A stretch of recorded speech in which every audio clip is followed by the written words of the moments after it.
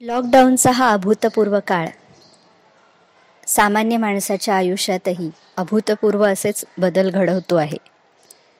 जगण्याची पद्धत बदलते आहे.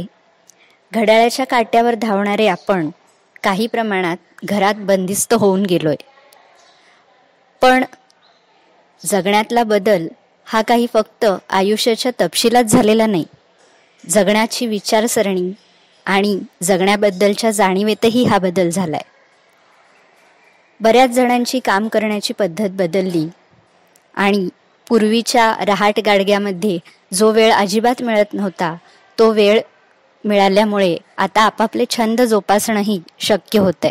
मी Sadanand Apte, basically mechanical engineer आहे. गेली 20 वर्ष मी इंडस्ट्रीमध्ये ह्युमन रिसोर्समध्ये काम करतो. चिंचवड इथल्या सदानंद आपटे या गृहस्थांनाही असाच अनुभव आला.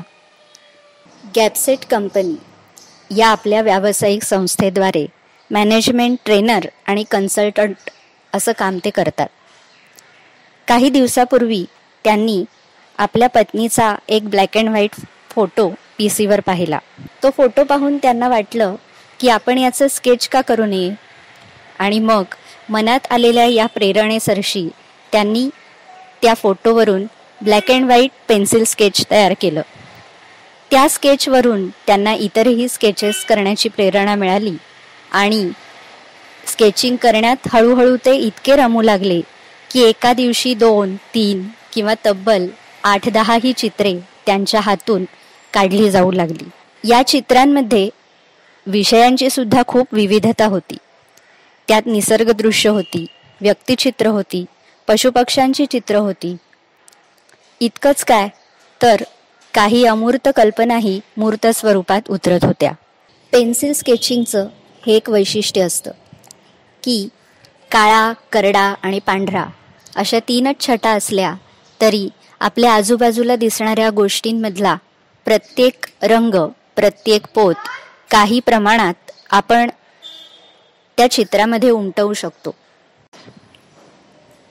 या रंगछटेची, या पोताची अचूकता इतकी असते की एखाद्या छोट्या बाळाच्या चेहऱ्यावरचे मिश्किल भाव तुमच्याही चेहऱ्यावर हसू आणतात आणि गंभीर चेहऱ्याचे एखादे आजोबा पाहताना आपल्या घरातल्या एखाद्या वडीलधाऱ्या व्यक्तीची आठवण होते. उंचावरून कोसळणारा एखादा पाण्याचा धबधबा, त्याचा वेग पेन्सिलच्या गतिमान फटकाऱ्यातून सहज व्यक्त होतो आणि त्या धबधब्याला सामावणाऱ्या कातळाचा कठीणपणाही पेन्सिलीतून अगदी सही उतरतो. खूप लोकांच्या जो टेन्स फ्री वातावरण असतं ते आपण थोडंफार काय होईना दूर करू शकतो असं मला जाणवायला लागलं. बऱ्याच लोकांचा याच्यात सहभाग होता. काही लोकांचा अभिप्रायाद्वारे, काही लोकांचं सजेशन्स दिल्या, त्याच्यामुळे काही सुधारणा केल्या.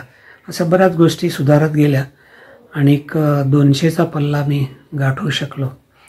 तर मलाही वाटलं नव्हतं की एवढं काही होऊ शकेल, पण सातत्य राहिलं आणि करत राहिलो तर आपण आयुष्यात कुठलीही गोष्ट साध्य करू शकतो असं मला त्यातून खूप जाणवलं.